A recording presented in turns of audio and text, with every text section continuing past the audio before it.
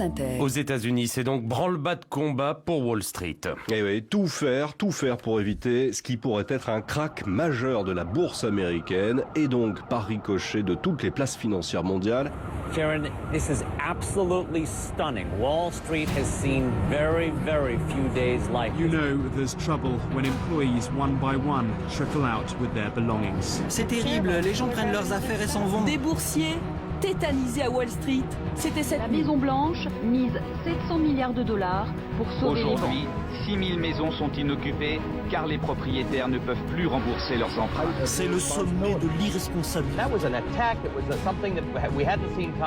Il n'y a pas d'autre mot pour ça. C'est un massacre qui s'est produit. Personne ne sait vraiment ce qui se passe. Voilà la situation. Le 15 septembre 2008, la finance mondiale vacille. La faillite de la banque Lehman Brothers est le coup de grâce redouté par tous depuis le début de la crise. Elle a révélé un univers jusqu'alors inconnu, la finance.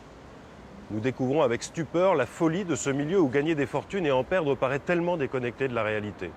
Comment a-t-on pu laisser ce monde opaque devenir si instable, si dangereux? Comment la finance a-t-elle pu prendre le contrôle de l'économie mondiale? Des décennies durant, responsables politiques et économiques ont été aveuglés. Guidés par la seule recherche de profit, nous le payons aujourd'hui.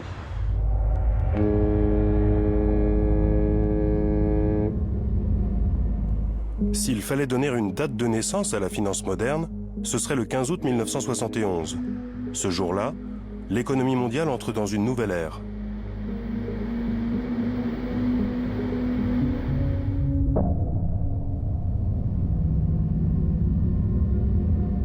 Accordingly, I have directed the Secretary of the Treasury to take the action necessary to defend the dollar against the speculators.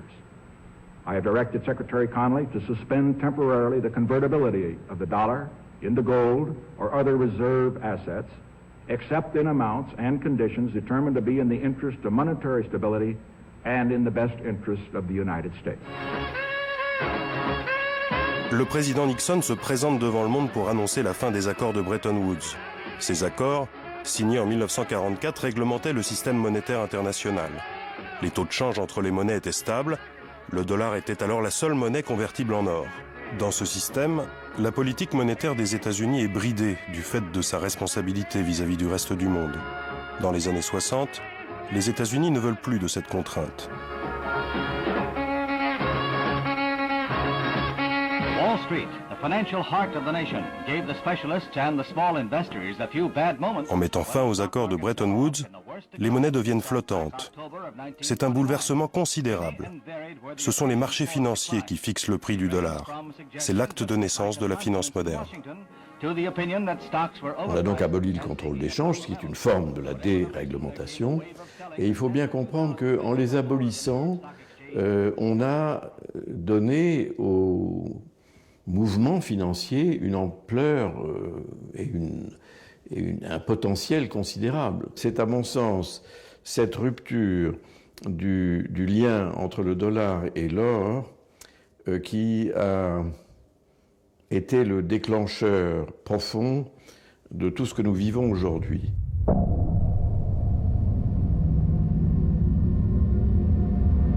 Au début des années 70, Wall Street n'est pas encore le moteur de l'économie américaine. Le grand plan de modernisation de la bourse de New York a lieu le 1er mai 1975. C'est un tournant. Le coût des transactions boursières baisse.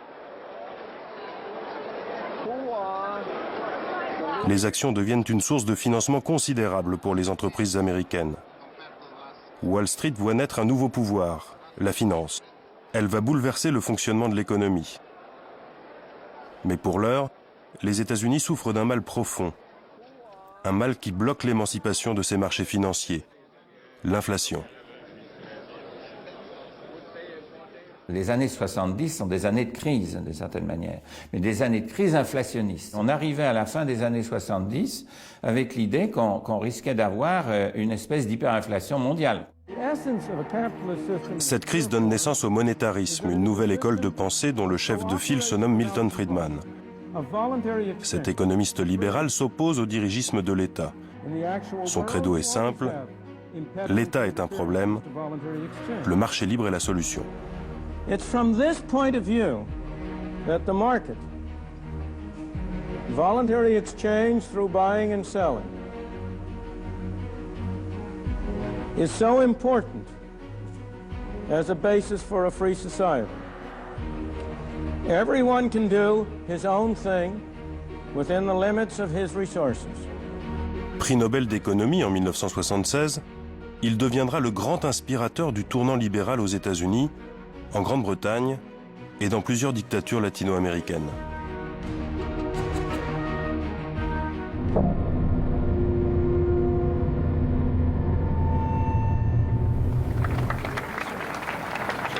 En 1980, Ronald Reagan est élu à la Maison-Blanche sur le programme économique de Milton Friedman.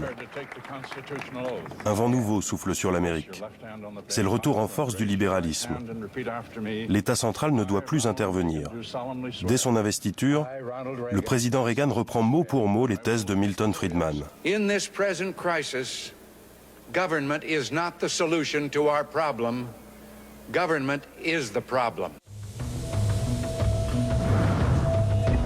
L'économie américaine est sur les rails du marché libre.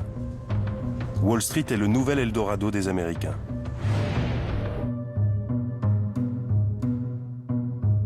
Ce qu'ont vu les ménages américains notamment, et anglais, anglo-saxons, parce que les ménages anglo-saxons n'étaient pas dans des contraintes réglementaires, c'est qu'ils sont aperçus que garder de l'argent en banque rapportait rien du tout, alors qu'il y avait une hausse formidable des actifs financiers.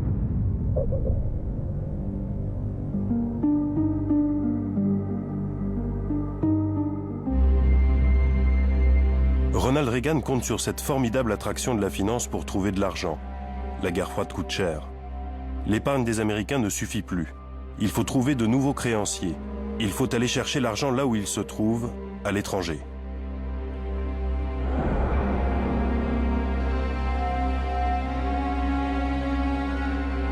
Et à partir des années 80, Reagan dit « ouvrons le financement des déficits budgétaires aux non-résidents, aux étrangers ».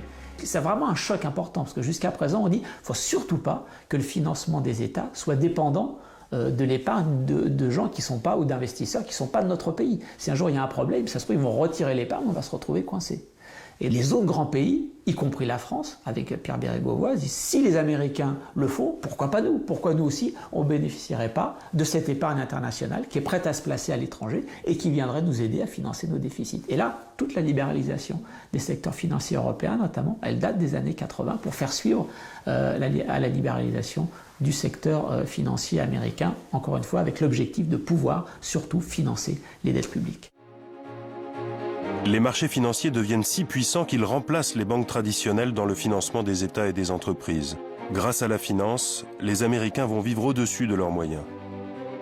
On se demandait également si les Japonais sont prêts à prêter toujours de l'argent à n'importe quelle condition à une Amérique qui vit à crédit et qui vit à leur crochet. Inutile donc de dire que ce qui va se dire derrière ces murs va avoir une répercussion sur la tenue du dollar et des marchés boursiers dès la semaine prochaine.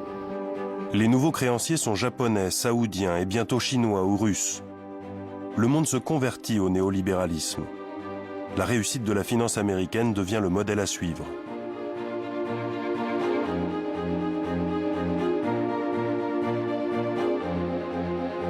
Qu'est-ce qui fait que le marché triomphe partout dans le monde? C'est d'un côté la chute du mur de Berlin et de l'autre côté c'est la politique d'ouverture au capitalisme initiée en Chine par Deng Xiaoping. Bon.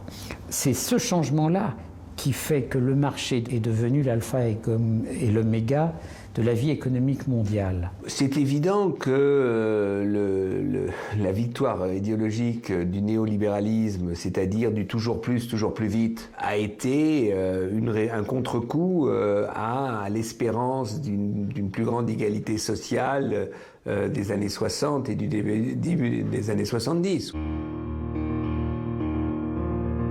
L'influence des néolibéraux continue de croître grâce à l'action d'un homme, Alan Greenspan, le président de la Réserve fédérale américaine.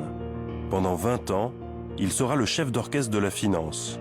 Il emploiera toute son énergie pour donner au marché financier les moyens de grandir sans entrave.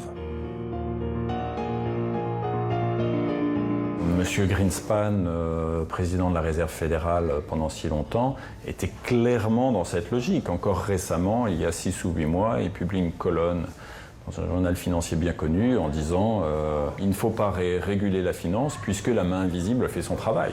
Formidable, il continue à le dire. Il y avait une croyance néolibérale que ce marché permettant justement ces extraordinaires bénéfices des banques et de l'économie réglera tous les problèmes. C'était, je veux dire, c'est de la croyance. On est à un niveau de croyance, c'est-à-dire on croit, le nouveau Dieu, c'est pas le communisme, c'est le marché. Le marché peut tout, sait tout, fait tout. C'est la main invisible du marché, c'est l'intelligence suprême.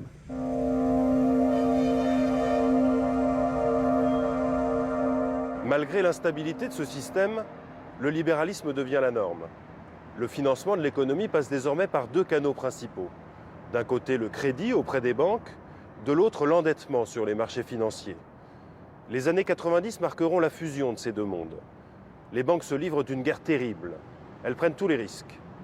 À la fin des années 2000, les banques jouent sur tous les tableaux à la fois. Elles gèrent des centaines de milliards de dollars d'actifs et sont devenues des colosses de l'économie mondiale. Au début des années 80, les banques sont en difficulté avec le développement des bourses. Mais en 25 ans, elles redeviendront le moteur de l'économie. La finance a remplacé la toute-puissante industrie américaine. Les banques vont capter une grande partie de cette nouvelle richesse. Pour cela, elles vont diversifier leurs activités, devenir des opérateurs de marché et des assureurs. Autant de métiers qui leur étaient interdits aux États-Unis depuis la crise de 1929.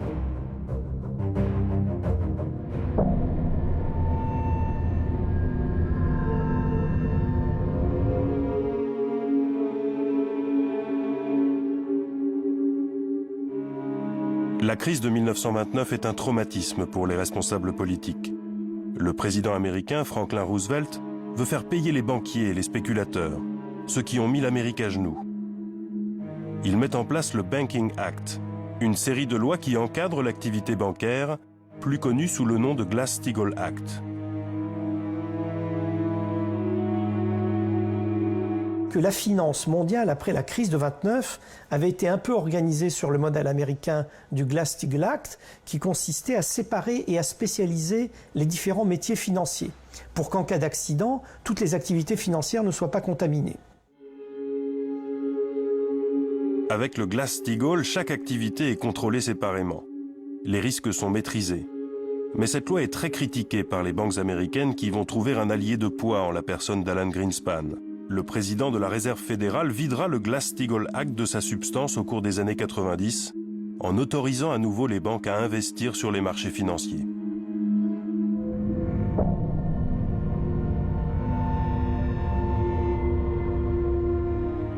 En 25 ans, le lobby bancaire tente à 12 reprises de faire voter l'abolition définitive du Glass-Steagall Act, sans succès. Jusqu'au moment où une grande banque de dépôt, Citigroup, rachète Travelers, qui est un acteur qui est présent sur les marchés financiers, et là, bafoue la loi. Du côté de Bill Clinton, président américain à l'époque, il y a le choix de dire, est-ce qu'on leur dit vous avez bafoué la loi, on vous interdit, ou est-ce qu'on change la loi et qu'on les laisse faire, parce qu'on a l'impression qu'on est en train de créer un grand champion national américain de la finance. Et l'idée, c'était que dans un monde globalisé, avec la concurrence financière qui s'était développée, notamment de la part de l'Europe, qui n'avait pas le Glass-Steagall Act, eh bien, il y avait une espèce de concurrence déloyale que Londres, Singapour, etc. faisaient à New York. Et donc, pour permettre à New York de se battre à armes égales avec Londres, Singapour, Hong Kong, etc., on avait décidé de supprimer le Glass-Steagall Act. Les banques américaines ont maintenant les mains libres pour retrouver leur puissance d'avant 1929. La dernière digue vient de céder. Cette course au gigantisme est symbolisée par une banque, la JP Morgan Chase. Au début du siècle, la maison Morgan est l'une des 3 plus grandes banques au monde. En 1933, après la Grande Dépression, elle est démantelée par le Glass-Steagall Act. Ce n'est qu'en 1987 que le président de la Réserve fédérale, Alan Greenspan, autorise JP Morgan à réinvestir les marchés financiers. En seulement 10 ans, Morgan retrouve son statut de grande banque d'affaires. Et en 2000, après l'abolition du Glass-Steagall Act, elle est rachetée par la banque de dépôt Chase Manhattan. Ce nouveau groupe, JP Morgan Chase, gère 600 milliards de dollars. Il est devenu trop gros pour faire faillite.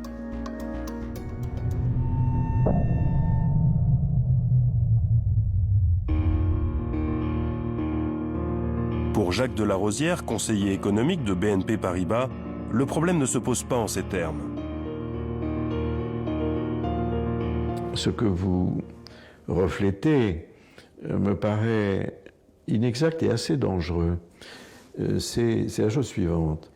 La banque est dangereuse quand on ne fait pas attention à la qualité du crédit que l'on accorde. Les grands établissements, au cours de la crise, n'ont pas été les plus gros fauteurs de troubles. Ceux qui ont été les plus gros fauteurs de troubles, c'est plutôt des établissements de moyenne, voire de petite importance. On ne peut pas dire que c'est parce qu'une banque est grosse qu'elle est dangereuse. Écoutez, ce qu'il dit est à la fois vrai et faux. C'est faux dans la mesure où, par exemple, parmi les grands désastres financiers, il y a eu l'effondrement de Citigroup. Or, Citigroup, c'est exactement ce que je vous dis, c'est-à-dire une grande banque de dépôt au départ, qui est devenue une grande banque d'affaires, qui s'est mise à faire du brokerage, de la titrisation, etc. Bon. Et en même temps, c'est vrai ce qu'il dit, parce que la difficulté est venue des banques d'affaires et non pas des banques de dépôt. La question n'est pas de savoir si une banque va faire faillite ou si un État va être bien géré ou pas. La question, c'est d'avoir un système qui puisse ne pas dégénérer quand le problème se produit. Et là, on s'est un peu ligoté les mains en montant un système qui nourrit ses propres problèmes. Et ça, c'est ça qui est inquiétant.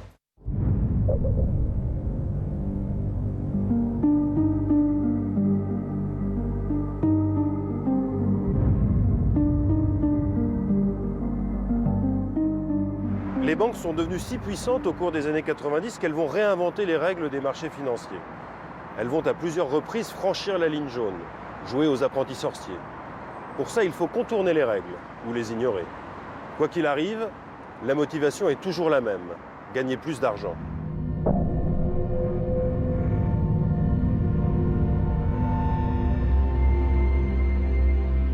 La crise a mis un projecteur sur la partie la moins avouable de la finance moderne, sa soif d'argent. Cette soif est entretenue à tous les échelons du système grâce à un mode de rémunération qui récompense la prise de risque.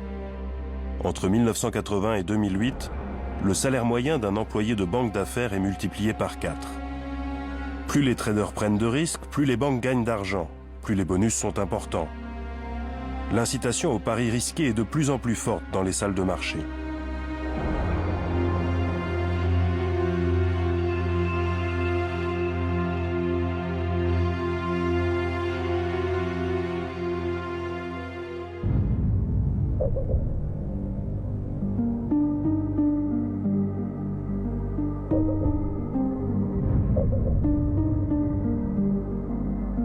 Les banques ont toujours une activité qui est fondamentale pour l'économie et servent toujours l'économie réelle, il ne faut pas dire le contraire.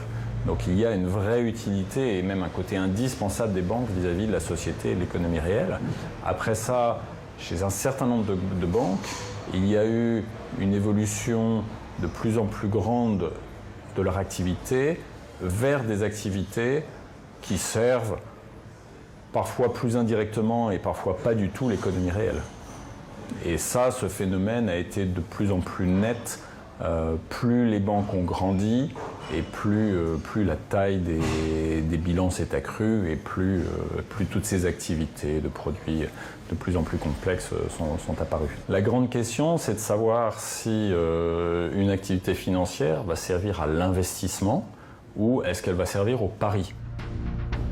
Les banques s'en remettent à leurs traders, génies des chiffres, payés pour gagner beaucoup d'argent, très vite, et dont le métier n'est plus seulement d'investir à long terme sur une entreprise.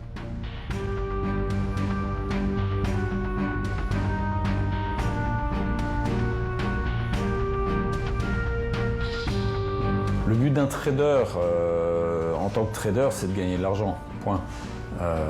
Après ça, le débat, c'est est-ce qu'en gagnant de l'argent, il va servir l'économie réelle ou pas? Et là, il faut raffiner. Un trader, par exemple, qui est un apporteur de liquidité, de vraie liquidité sur les marchés, donc quelqu'un qui va avoir comme métier d'acheter quand les investisseurs veulent vendre ou de vendre quand les investisseurs veulent acheter, c'est ça le métier de market maker, celui-là, il est sur les marchés financiers, mais il a une utilité réelle. C'est un trader, il prend des risques, il espère gagner de l'argent, en moyenne il gagne de l'argent, mais c'est justifié et ça a un sens économique. Après ça, le trader qui est 3 chaises plus loin dans la salle de trading et qui passe son temps à faire un jeu à somme nulle qui consiste à essayer de parier sur des écarts de cours, on peut déjà se poser plus de questions.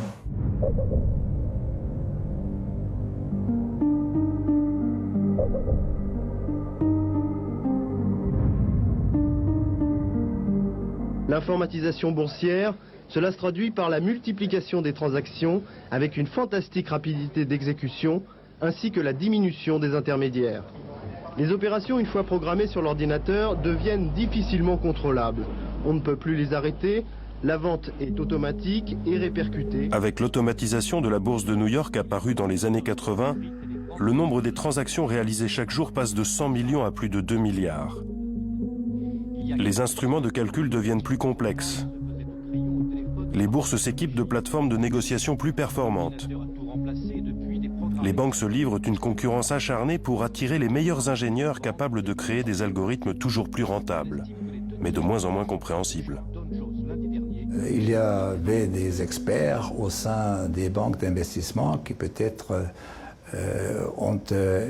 avaient une connaissance profonde de la structure de ces produits-là, mais en général, je dirais que le grand public certainement ne comprenait pas les produits. Et donc, comme on n'a pas compris la complexité de ces produits, on n'a pas pu estimer le risque associé avec ces produits-là. Mais moi, je me rappelle d'une histoire très simple. J'avais reçu Breuer, l'ancien chef de la Deutsche Bank. Il m'a dit une chose désarmante. Il m'a dit, vous savez, hein, à un moment, on nous proposait comme ça des paquets. C'était des modèles mathématiques et personne ne savait plus ce qu'il y avait dedans. On ne comprenait pas. C'est des grands spécialistes, des mathématiciens qui ont fait la politique. Et c'est là que j'ai compris que vraiment le processus de financiarisation a fait que aujourd'hui l'objectif c'était de gagner de l'argent, mais on ne savait pas comment. Donc on ne connaissait pas les risques. Et en fait, comme ça marchait, on n'avait pas à perdre du temps avec les risques. Parmi ces innovations, les banques mettent au point les produits dérivés. Ce sont des options d'achat ou de vente futures. Elles permettent par exemple aux entreprises d'acheter à l'avance des matières premières à un prix fixé. Elles évitent ainsi d'être soumises à une évolution trop brutale des prix. Le nombre d'actifs sous-jacents, comme on dit dans le jargon financier, sur lequel ces options portent, a été considérablement élargi. C'est-à-dire qu'à l'époque, il y avait des options sur actions, des options sur produits, certaines matières premières, et puis quelques obligations, ou qui étaient des obligations d'État fondamentalement. Après ça, on a vraiment commencé à coter des options, droit d'acheter, droit de vendre sur, j'ai envie de dire tout, sur énormément de choses. En 20 ans, la quantité de produits dérivés explose. En 2010, ils représentent près de 500 000 milliards de dollars. Ces outils financiers sont en réalité détournés de leur but initial pour gagner plus d'argent. Sur ces marchés, les règles de prudence sont plus laxistes. Les banques empruntent jusqu'à 40 fois leurs ressources. C'est ce qu'on appelle l'effet de levier. L'effet de levier, c'est le fait de travailler avec de moins en moins de fonds propres, d'argent qui est à soi et de plus en plus d'argent emprunté.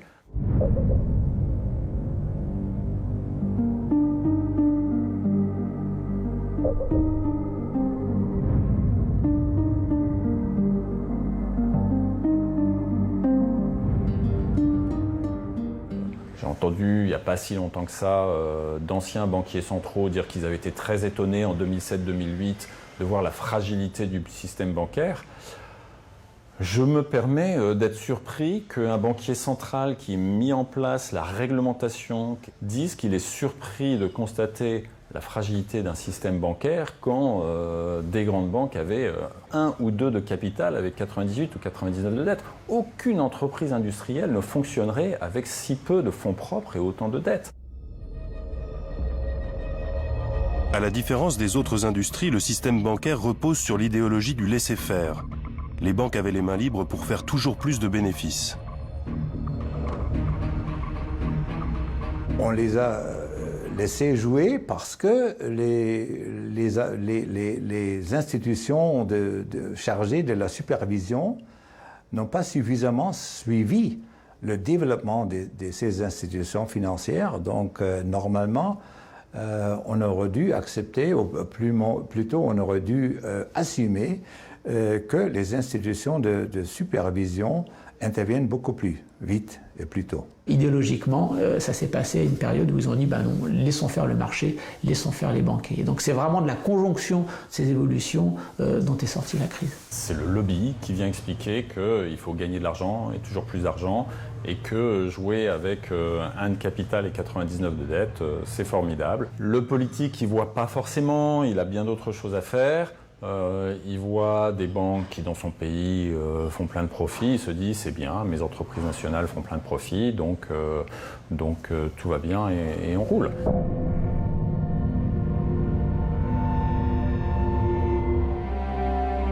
À la fin des années 90, un scandale précurseur aurait dû alerter les régulateurs sur les failles du système. C'est le scandale LTCM. Ce fonds spéculatif avait emprunté 1 000 milliards de dollars avec seulement 5 milliards de dollars de réserve. Ce qui est fascinant, c'est qu'en fait, au cours des 20 dernières années, on a eu au moins 5 alertes majeures. C'est-à-dire, on a eu 5 occasions où on s'est dit « mais ce système ne marche pas ». Je ne vais pas tout vous les dire, mais par exemple la faillite de LTCM, qui était un hedge fund américain, et qui avait pris des engagements formidables avec une base de capital très étroite et en se finançant auprès des banques. On s'est dit, un hedge fund avec un très fort effet de levier, ça ne marche pas et ça met en danger la finance internationale. Et puis miracle, ce hedge fund a fait faillite un vendredi après-midi et le lundi matin, on avait l'impression que la crise était réglée. Pourquoi ? Parce que la Réserve fédérale américaine est intervenue, qu'elle a réuni tous les banquiers de la place de New York, qu'elle a taxé les différents banquiers pour venir en aide à LTCM. Et le lundi d'après, alors on a regardé, bien entendu, il y a eu des dérèglements provisoires sur le marché des obligations, sur les marchés d'échange, sur les marchés d'actions. Puis au bout de 1, 2, 3 mois, tout est rentré dans l'ordre. On s'est dit, donc c'est génial. Cette industrie du risque que nous avons créée, elle peut avoir des ratés, mais nous savons contrôler ça grâce à l'intervention de la Banque centrale américaine.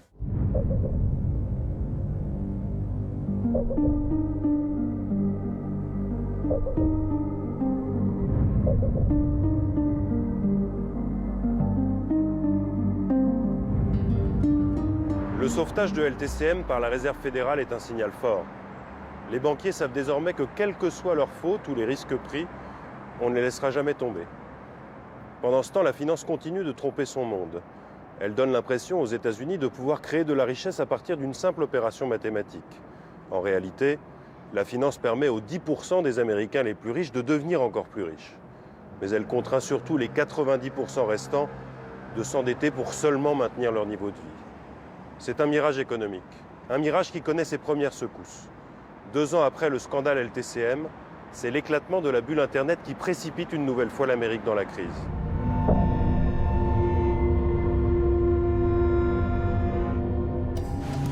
En 2000, avec l'éclatement de la bulle Internet, les bourses s'effondrent. Les États-Unis entrent en récession. La Banque centrale américaine va alors baisser son taux directeur à un niveau jamais atteint. Cette décision a pour but de relancer l'activité aux États-Unis. Dans les années qui suivent, la croissance est de nouveau au rendez-vous. L'Amérique a enregistré une croissance spectaculaire au 3e trimestre de plus de 7% en rythme annuel, bien au-delà des attentes des analystes. 7,2%, c'est un chiffre digne de la Chine ou de Taïwan. Mais nous sommes bien aux États-Unis qui sortent d'une très douloureuse récession. Et pour la première fois en ce 3e trimestre, ce ne sont pas les seules dépenses militaires qui drainent la croissance, mais bien la consommation. Les Américains achètent des maisons et des voitures à des taux d'intérêt historiquement bas. Les taux d'intérêt de la Fed entre 2000 et 2007 étaient directement liés à l'intensité de la crise, c'est-à-dire quand éclate la bulle spéculative de l'Internet, les taux d'intérêt vont baisser très très très rapidement, ce qui va permettre de stimuler l'activité. Et après, la Banque centrale va mettre du temps à les relever, ce qui va nourrir des bulles spéculatives, des bulles d'actifs, puisqu'il y avait un accès à un argent très bon marché. Et comme le prix de l'argent était très peu cher, les investisseurs, pour faire des profits, étaient obligés de prendre des risques plus grands. Les États-Unis veulent croître plus que l'Europe. Les États-Unis ne se satisferont pas de 2% de croissance. Il leur faudra 2,5, 3, 3,5. Et la Banque centrale est au service de cette croissance. Qu'est-ce qu'elle a fait pendant des années? Elle a permis cette croissance-là. Elle n'a pas critiqué cette période d'expansion. Au contraire même, elle l'a encouragée. Quand vous regardez ce que disait Greenspan à un moment donné, quand il parlait de la nouvelle économie, de nouvelle productivité, du fait qu'au fond, les règles sont en train de changer grâce au rôle pionnier des États-Unis, grâce à leur innovation, grâce à leur génie propre, on voyait bien que les États-Unis voulaient de la croissance, comme toujours, que la Banque centrale américaine était en charge de cela, et que d'une certaine manière, elle s'employait parfaitement. Et ce qui s'est passé à l'époque et pendant plusieurs années, c'est que ça a remarquablement marché. Les taux d'intérêt sont si bas que les Américains peuvent s'endetter pour acheter leur maison. Les prix de l'immobilier explosent aux États-Unis. Après la bulle Internet, c'est la bulle immobilière que personne ne verra venir. Les banques centrales ont eu tendance à ne pas regarder l'évolution du prix des actifs, qu'ils soient immobiliers ou financiers, parce qu'ils étaient rivés à leur objectif de inflation targeting. Tant que l'inflation des prix à la consommation ne bougeait pas exagérément, disons, était dans un ordre de grandeur de croissance de 2% par an, alors tout était bien. Une inflation faible, une croissance élevée et des taux d'intérêt très bas, les États-Unis vivent un miracle économique. En réalité, cette faible inflation est la conséquence d'importations de produits asiatiques très bon marché. La croissance des États-Unis est financée à crédit. Le niveau d'endettement des ménages américains double en 10 ans. Pendant plusieurs années, il y a eu ce qu'on appelait la grande modération. La grande modération, c'était de la grande croissance. 1, stable. 2, sans inflation. Et ça a été le miracle Greenspan. Simplement, ce qu'on sait en économie, c'est que les miracles, ça finit mal. C'est que cette phase de grande modération a été en fait une phase de grand endettement. Ce grand endettement était modéré, caché, parce qu'il y avait de l'autre côté de la Chine qui fabriquait des produits, envoyait des produits aux États-Unis pas chers et qui refinançait le déficit extérieur et le déficit budgétaire américain. Donc la grande modération américaine, cette grande façon de résoudre les problèmes, sous la houlette Greenspan, si vous voulez, ça a été aussi le grand endettement et ça a aussi été la grande croissance chinoise. La crise immobilière aux États-Unis est le choc que le monde de la finance n'a pas voulu voir venir.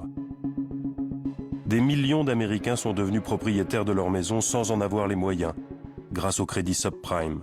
Des crédits immobiliers avec une prime de risque supérieure, permettant aux créanciers, les banques et les organismes de crédit, de gagner plus d'argent. On s'endette non plus en fonction du revenu qu'on a, mais on s'endette en fonction de la valeur de l'actif qu'on acquiert. Car on est dans un nouveau monde. Ce nouveau monde permet aux gens d'acquérir de la richesse et de s'endetter sur leur richesse future anticipée. Donc, on est entré dans une économie spéculative par nature, enfin, au sens étymologique du terme spéculation. Et c'est ça qui a été la grande idée. On avait développé ce qu'on appelait des no-docs crédits, c'est-à-dire en fait des crédits qui étaient faits à des gens qui ne prenaient aucun engagement. On a même appelé ça des ninja crédits, c'est-à-dire des crédits qui étaient donnés à des gens qui avaient no income, no jobs, no assets, c'est-à-dire qui n'avaient ni revenus, ni job, ni actifs. Le système institutionnel américain faisait que on vous prêtait sur la base de la valeur du bien, et puis surtout on se disait, au pire, si le propriétaire n'est pas capable de payer, eh bien on récupérera le bien, parce qu'aux États-Unis, les modalités de récupération des biens sont très rapides et très souples, et donc on revendra le bien et on récupérera toujours le crédit qui était fait. Et donc, comme on était depuis 20 ans dans une période de hausse continue des prix de l'immobilier, ça ne choquait personne de prêter pour des gens qui n'avaient pas de revenus suffisants. Dans un système traditionnel, les banques prendraient un risque considérable à accorder des crédits immobiliers à ces personnes. Mais grâce à la finance, elles gagnent à tous les coups. Les banques vont transformer ces crédits immobiliers en titres financiers et les revendre sur les marchés pour se débarrasser du risque de non-paiement. C'est ce qu'on appelle la titrisation.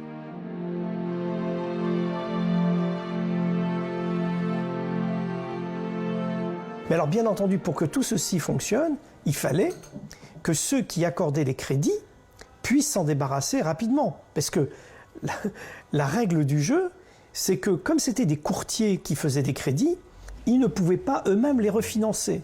Et donc il fallait qu'il y ait derrière ce mécanisme fou de crédit au logement, un mécanisme de titrisation qui permettait de transformer des crédits immobiliers en produits financiers.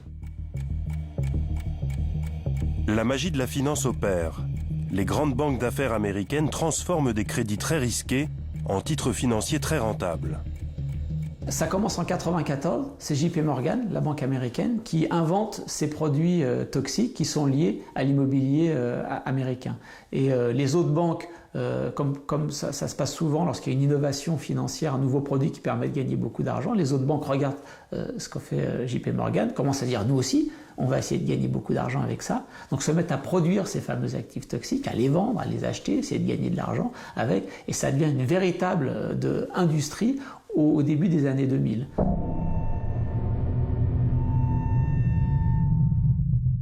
Factories are busier, families are earning more, home ownership rate is the highest ever in America. See, that is good news if you're interested in promoting an ownership society in our country. We want people owning their own business, we want people owning their own homes. En décidant de relancer l'accès à la propriété privée pour les Américains les plus modestes, le président Bush et le Congrès américain popularisent l'utilisation des crédits subprime.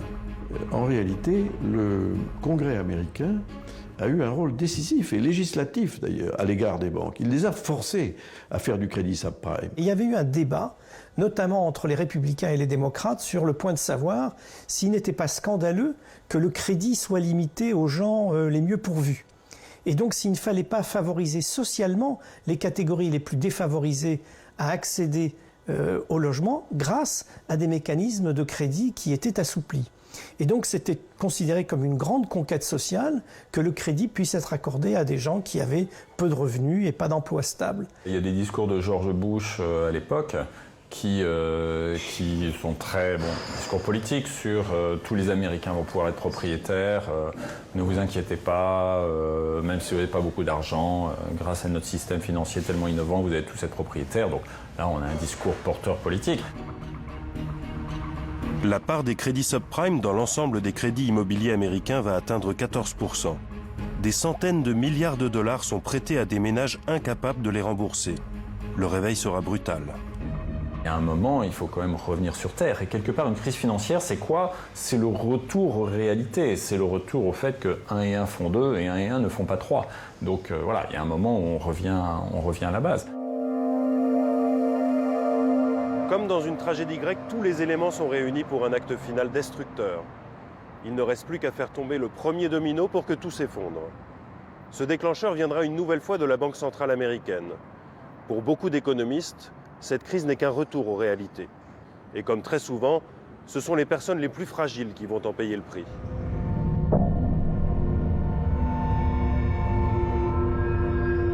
En bref, toujours aux États-Unis, la Fed, la Réserve fédérale, a relevé son taux directeur. En 2004, la Banque centrale américaine s'inquiète d'un possible retour de l'inflation aux États-Unis. Elle remonte aussitôt son taux directeur.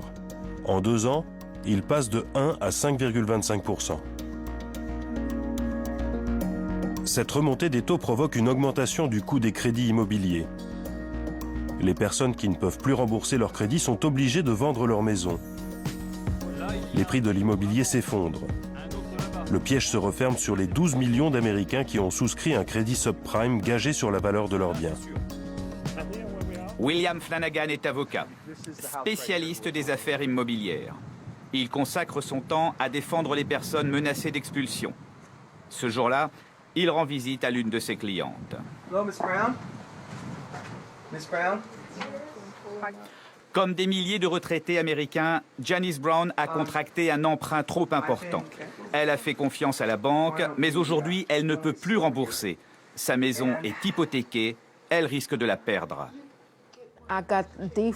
Quand j'ai reçu l'avis d'expulsion, je me suis effondrée. Que Madame Brown puisse rembourser ou pas était le dernier des soucis de ceux qui lui ont prêté l'argent. La banque n'a pas tenu compte de ses maigres revenus. Son intérêt était ailleurs. Ils s'en fichent de récupérer l'argent. Ce qu'ils veulent, c'est avoir ce papier avec le prêt de 400 000 $ pour le vendre à Wall Street. Ils les assemblent avec d'autres et vendent le certificat à Wall Street. Ebony a dû arrêter ses études pour travailler et venir en aide à sa mère. Elle se demande de quoi demain sera fait.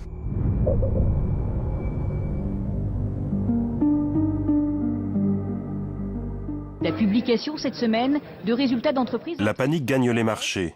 Les produits financiers liés à ces crédits immobiliers s'effondrent à leur tour. C'est la récession qui se précise avec le scénario catastrophe, chute de la consommation et chômage.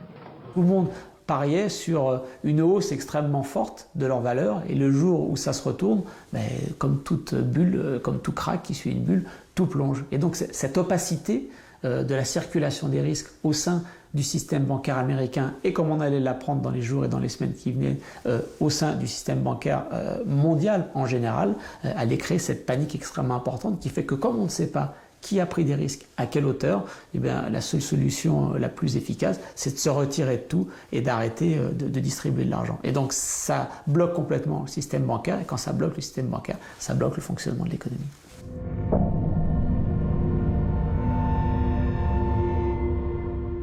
Les déboires de Morgan Stanley, c'est le dernier coup de tonnerre à Wall Street. Des centaines de banques dans le monde ont misé sur ces produits financiers devenus toxiques. Il faut les sauver les unes après les autres. En septembre 2008, la banque Lehman Brothers et l'assureur AIG demandent à leur tour de l'aide à l'État américain. L'État sauvera AIG, mais laissera Lehman Brothers couler. Une puissante banque fait faillite. Le scénario de la grande crise de 1929 est sur le point de se reproduire. C'est un autre ouragan qui touche tout le secteur bancaire. L'établissement Lehman Brothers va se déclarer en faillite dans la journée. Merrill Lynch a trouvé un repreneur en catastrophe en pleine nuit. Aux États-Unis, c'est la 4e banque d'investissement. Elle est aujourd'hui en faillite. Et pour ses salariés, c'est le désarroi. J'étais dans la salle de rédaction à Dublin et on reçoit 6 images par faisceau.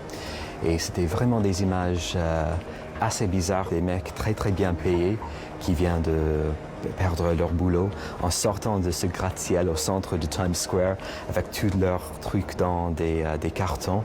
Et on a compris, je crois, que c'était quelque chose de très très sérieux, mais peut-être on n'a pas tout à fait compris les conséquences pour notre pays.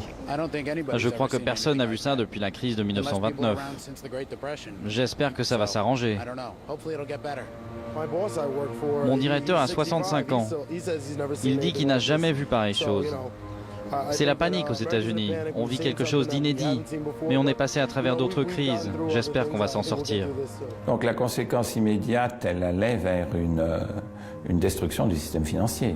Dans le même temps, une autre banque en difficulté, Merrill Lynch, est rachetée in extremis par Bank of America. La crise américaine n'en finit pas, du jamais vu pour l'ancien patron de la Banque centrale. C'est la crise la plus grave sans doute depuis un siècle. Crise de confiance, contagion immédiate sur toutes les bourses de la planète, Bombay moins 5%, Taïwan moins 4%, Francfort moins 2,7%, à Paris la baisse dépasse les 4%.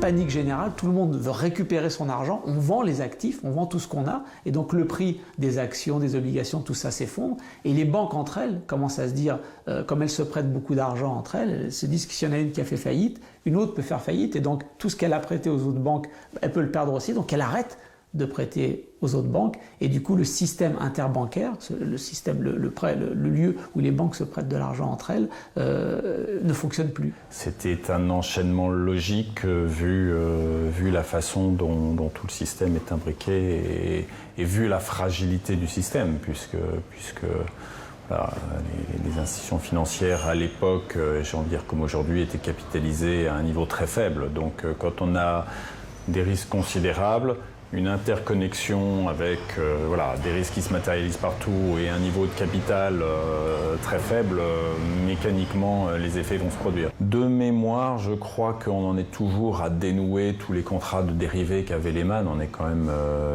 en arrondissant 4 ans après, et je crois qu'il y avait 2 millions de contrats de produits dérivés en cours, en œuvre chez Lehman. Donc voilà, il y a 2 millions de contrats à dénouer rien que sur les produits dérivés. Donc voilà, d'où l'effet de contagion et d'interconnexion. Et puis surtout, les marchés se sont avisés que les opérations financières qui étaient faites par Lehman, d'autres banques les faisaient. C'est-à-dire d'autres banques s'étaient lancées dans de la titrisation de produits subprimes, d'autres banques avaient fait des produits financiers structurés, et pas simplement des banques, mais il y avait même des compagnies d'assurance qui avaient développé des produits financiers structurés. Et puis à côté de ça, ou en plus de ça, il y a le côté bien sûr éminemment psychologique, sens de la catastrophe, la peur, parce que les marchés financiers ont une dimension rationnelle, d'analyse rationnelle économique, et puis une dimension éminemment psychologique qui sont, quand tout va bien, c'est l'envie de gagner toujours plus, et quand tout va mal, ou quand les choses vont mal, c'est la peur de perdre. Les Américains ont réglé la note. 2000 milliards de dollars sortis des caisses de l'État pour sauver les responsables de la crise. Certaines banques, dont JP Morgan, Bank of America et Goldman Sachs, se sont même renforcées en rachetant leurs concurrents pour une poignée de dollars. Aujourd'hui, la question des responsabilités se pose. Cette crise n'est ni la première ni la dernière, alors comment peut-on lutter contre ce phénomène à répétition? Les décideurs chargés de trouver les solutions sont souvent les mêmes que ceux qui étaient aux responsabilités. Qui blâmer? Les économistes qui ont répandu cette doctrine libérale? Les responsables politiques qui ont déréglementé les marchés financiers? Les banquiers qui en ont profité? Une chose est certaine. Après avoir capitalisé des milliards de dollars de profit, les banques ont socialisé les pertes. Ils ont sous-estimé les risques de leurs activités.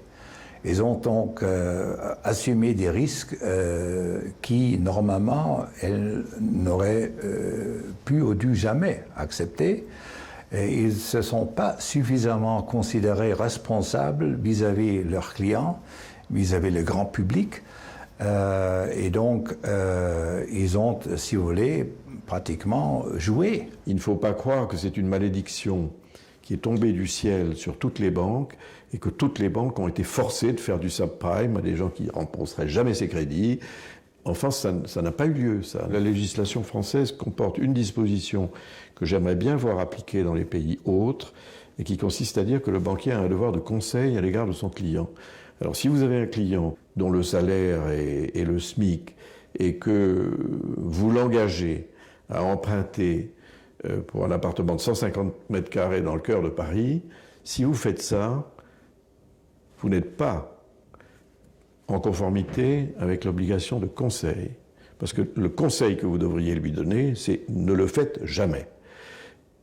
Or, le conseil qu'on lui donnait aux États-Unis, c'est faites-le, la valeur de votre appartement va être telle et elle va tellement prendre de la nouvelle valeur que vous vous en sortirez. Toutes les grandes crises financières au cours de l'histoire, qui ont eu lieu au cours de l'histoire, ont montré que ce n'était possible que lorsque les financiers avaient acquis un tel pouvoir, non seulement financier, mais aussi politique et idéologique, qu'ils étaient capables de nourrir le discours selon lequel on devait les laisser faire, qu'on devait leur faire confiance, que c'était à eux de maîtriser les éventuels dérapages de la finance, qu'eux-mêmes ne voulaient pas faire faillite, et donc on pouvait leur faire confiance pour bien maîtriser les risques. Et bien évidemment, ils se sont toujours trompés. Beaucoup de gens disent, tout parti confondu, on doit faire quelque chose. Après ça, il y a le commissaire chargé de ces questions-là qui a une politique volontariste. Donc voilà, on a les ingrédients pour progresser. Après ça, est-ce qu'on fait tout ce qui devrait être fait? De notre avis, Finance Watch, la réponse est non. Est-ce qu'on va aussi loin qu'il est nécessaire? La réponse est non. Est-ce qu'on a mis les ingrédients en place pour qu'on ait enfin un système qui soit, un, solide, et deux, qui serve la société? La réponse est toujours non. Ça ne veut pas dire qu'on n'a pas fait des étapes qui ont un sens, hein, entendons-nous, le chantier est immense, mais il reste beaucoup, beaucoup plus à faire.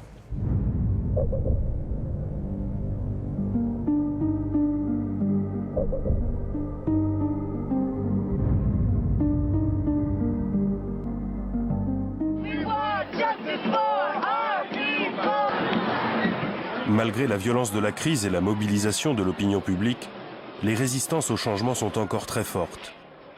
Les partisans du marché et du laisser-faire ont encore une grande influence politique et médiatique. La pression est forte pour que les choses ne changent pas trop vite.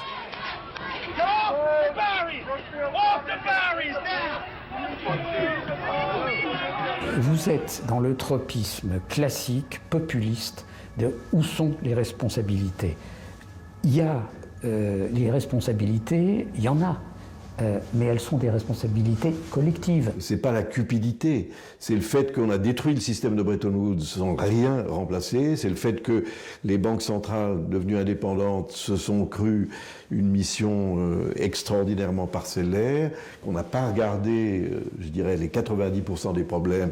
Et bon, c'est ça, c'est pas la cupidité elle existe toujours, mais c'est que le système, largement favorisé d'ailleurs par la politique même, après tout, la déréglementation, c'est le fait des politiques, le fait qu'on pousse les banques à faire des crédits qui sont irrécouvrables, c'est de la politique, le fait qu'on ne répare pas le système de Bretton Woods parce que ça plaît aux Américains, c'est de la politique, c'est ça le vrai problème.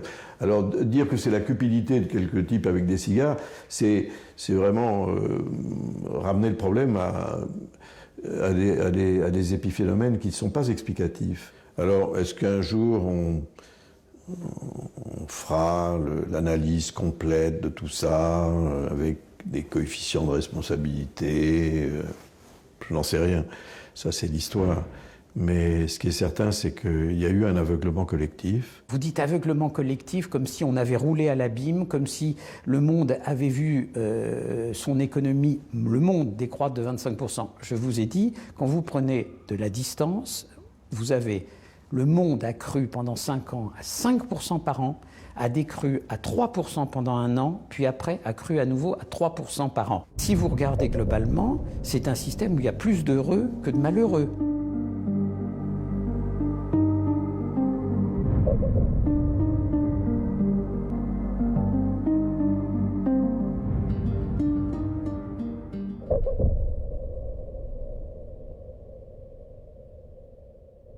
Les grands argentiers américains aimeraient bien tout oublier. Après tout, il n'aura fallu que 4 ans à Wall Street pour retrouver son niveau d'avant-crise. Les États-Unis ont échappé à une faillite systémique comme celle de 1929. Mais la réalité est bien plus sombre. Les marchés financiers sont sous perfusion d'argent, comme un toxicomane que l'on soignerait à l'héroïne. Les États dépensent des centaines de milliards de dollars pour maintenir le système à flot et les conséquences sur les dettes publiques sont catastrophiques. Les États sont venus au secours des banques, mais qui viendra au secours des États dans l'avenir? Que se passera-t-il lorsque les marchés n'auront plus confiance? L'Europe en fait déjà les frais, et ce n'est qu'un début.